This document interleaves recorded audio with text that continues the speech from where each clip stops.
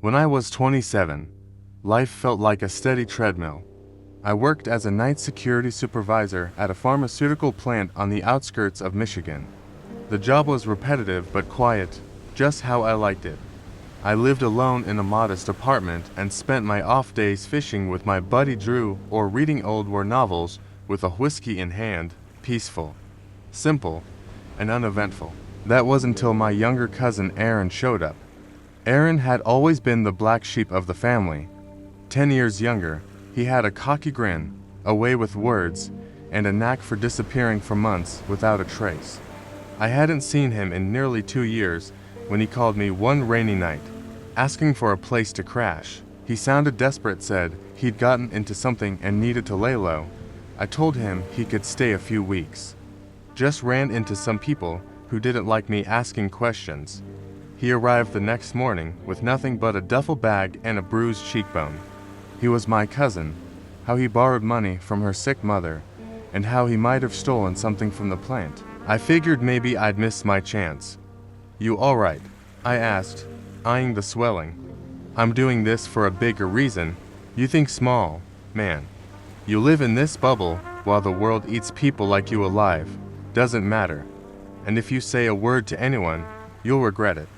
"Yeah," he muttered, avoiding eye contact. I did later discover he just steal from Ellie's mother. He hacked into the company's secure server. I was detained and questioned for hours. Aaron had used my credentials for the breach. My laptop, my damn apartment Wi-Fi, cloned employee access cards, and stole hundreds of thousands of dollars worth of clinical trial data. Then he disappeared. I didn't pry. That was Aaron's way. He told stories when he felt like it, and often they were half-truths. But I gave him a bed, lent him some cash, and even got him a temp gig at the plant sweeping floors. For a few weeks, things were fine. Aaron kept to himself, paid for groceries, and even bought me a new fishing rod to replace the one I broke last season. I thought maybe he was turning a corner. I'd always been too shy to make a move, but Aaron, he had no such hesitation. Within 2 weeks, he and Ellie were inseparable. Then he met Ellie. Ellie was a soft-spoken, intelligent woman who worked in our plant's records department. We'd shared coffee breaks for over a year. It stung, sure, but I never said anything. That was until I overheard a conversation in the break room. Ellie was crying to a friend, whispering about how Aaron had lied about his name. That night, I confronted him. He didn't deny it. "You wouldn't understand," he snapped. "What did you take, Aaron?" I asked. His eyes narrowed. I kicked him out that night. I didn't know exactly what he'd done, but within days, federal investigators showed up. It took months of legal hell to prove my innocence. I lost my job, Ellie left town, and my name dragged through the mud. I thought that would be the end of it. That maybe Aaron had vanished for good, but a year later, I got an anonymous postcard in the mail. No return address, no message, just a photo. It was Aaron, on a yacht. Smiling, tanned, a glass of champagne in his hand. The back read, "No hard feelings, 'cause." That was the moment I knew this wouldn't end until I got my revenge. The moment I saw that postcard, something inside me flipped. It wasn't just anger, it was humiliation. I had lost my job, my reputation, and nearly went to jail, while Aaron was out there living large like it was a damn vacation. I didn't just want to ruin him, I wanted to dismantle everything he'd built.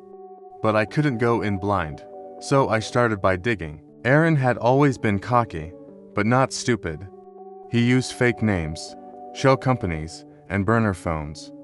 But he had one fatal flaw: arrogance, and arrogance always leaves a trail.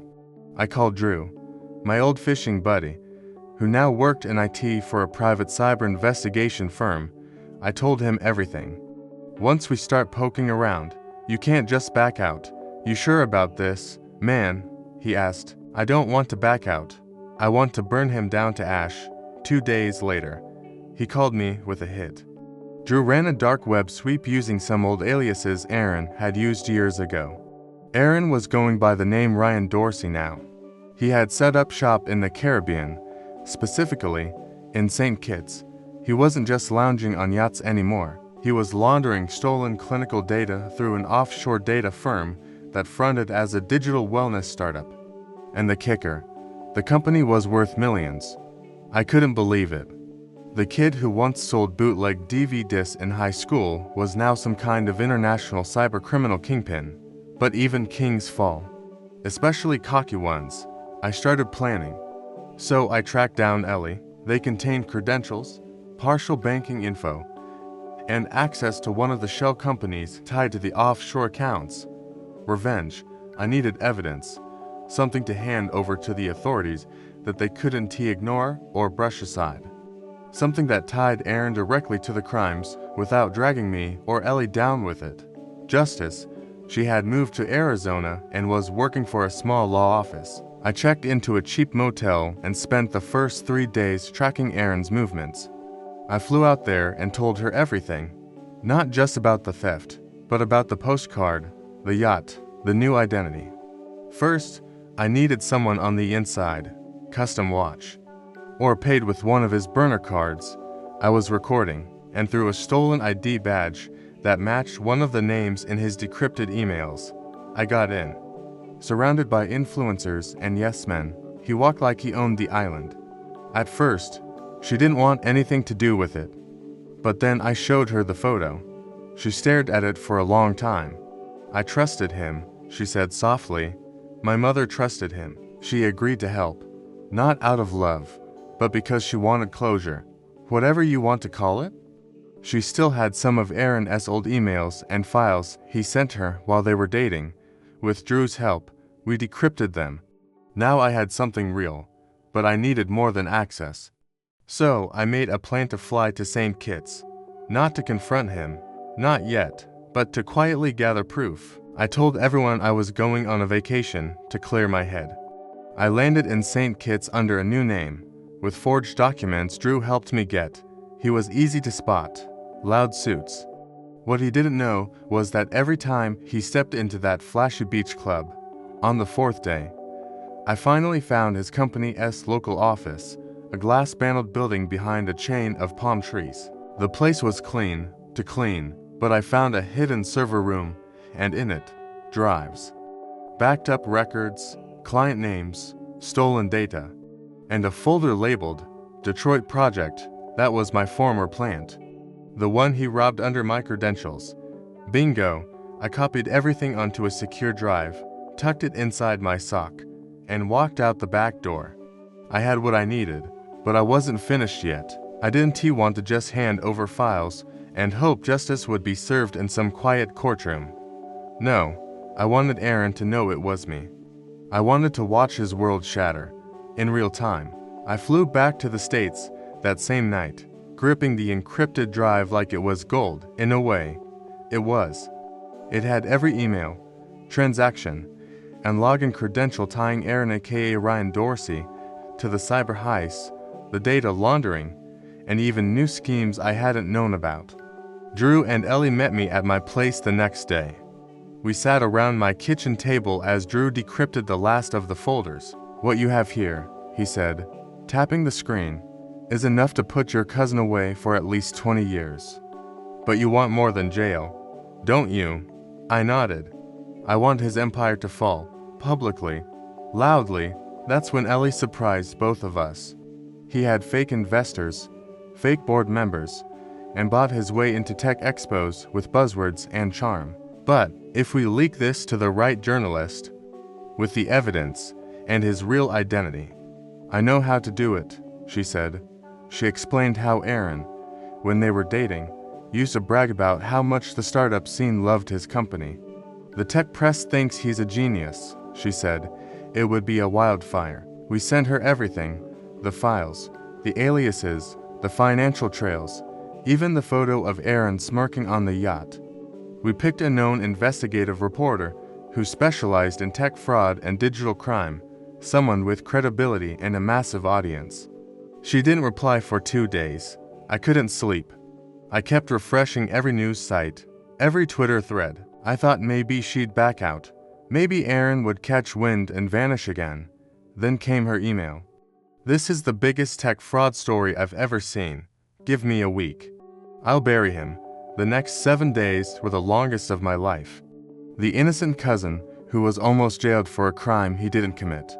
The article framed it perfectly, a tale of betrayal, justice, and revenge. But on Monday morning, there it was, former co-workers, family members. Even Ellie's mother called to thank me, the phantom CEO. How a Caribbean tech star was actually a fugitive data thief from Michigan. Photos of Aaron, under all his fake names, were plastered online. His company's website went offline.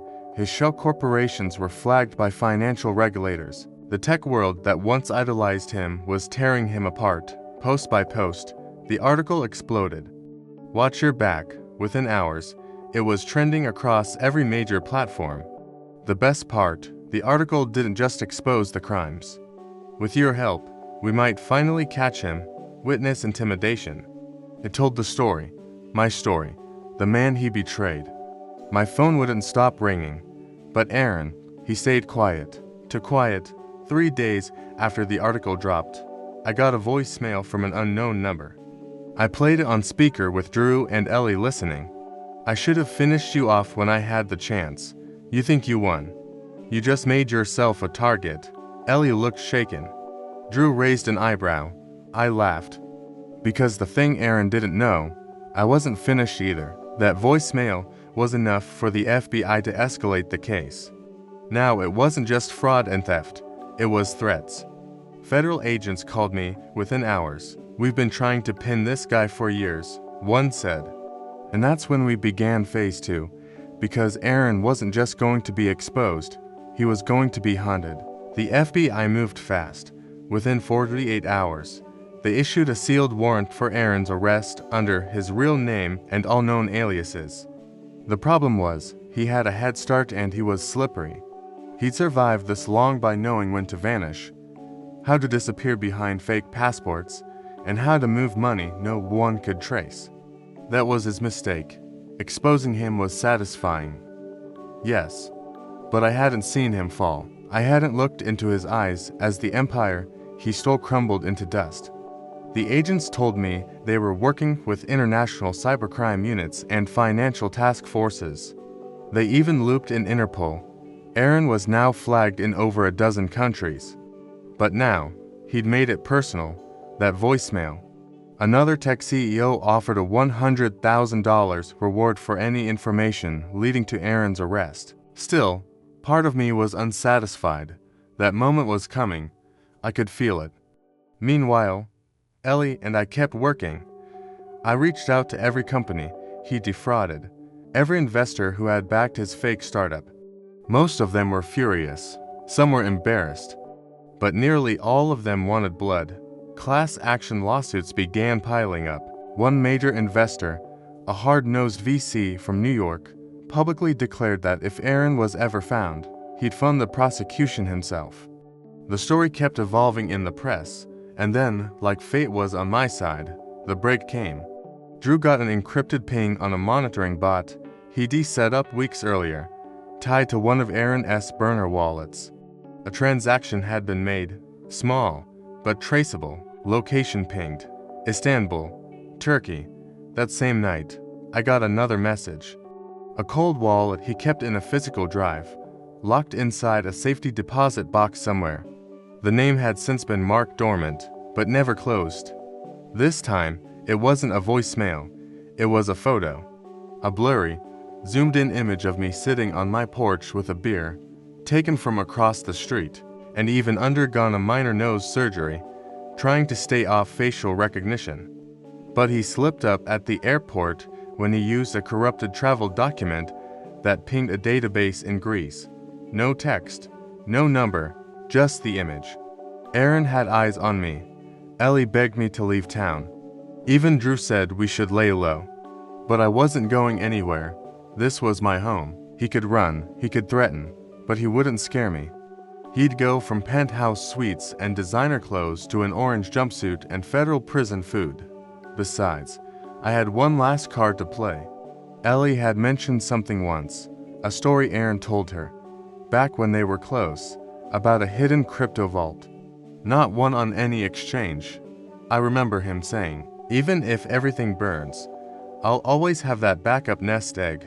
It was vague, but Drew dug through every scrap of data we had and cross-referenced old addresses and banks. Then we found it, a safety deposit box in Belize, opened under one of his fake names 5 years ago. The FBI took over immediately, and that's when everything happened at once. Interpol intercepted Aaron in Istanbul using a forged French passport. He had grown a beard, dyed his hair. They got him. And 2 days later, in Belize, agents opened the box and found over $3.2 million in cold wallets, all seized. The empire gone. The man who once sent me a postcard from a yacht now sat handcuffed in a foreign holding cell, awaiting extradition. And finally, I felt it. Relief. I wasn't the shadow of a man anymore. I was reborn.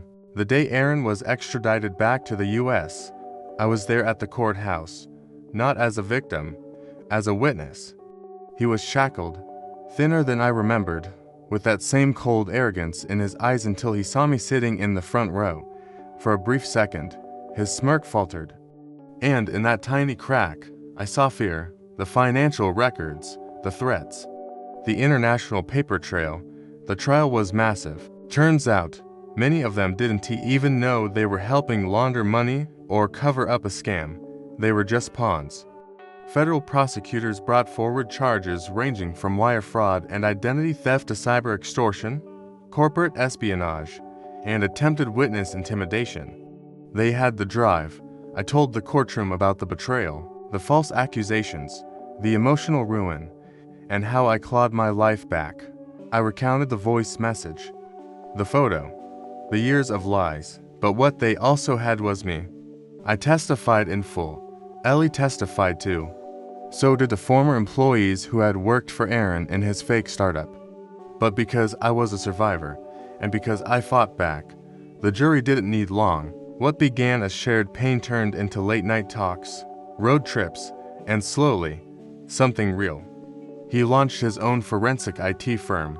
Business boomed, something strong, something honest, guilty on all counts. He was sentenced to 38 years in federal prison without parole. He never looked at me again. But that was fine. I'd had enough of his face to last a lifetime, but rewrote the story. The same journalist who helped expose Aaron did a follow-up documentary, Ghost in the Code. It went viral on streaming. Months passed. The story faded from headlines, but I wasn't forgotten. People began recognizing me. I was offered a consulting role for a cybersecurity startup, then speaking gigs, then a book deal. Not because I was a genius. Ellie and I, we grew closer, and Drew. One evening, we were all sitting on my porch again, this time without fear, just peace. The sun was setting, the air was warm. Drew raised a glass. To revenge, I shook my head, smiling. No, I said. To justice, but deep down, I knew the truth. This wasn't just justice. It was revenge, the kind that didn't just settle a score, my story, and I had finally taken it back.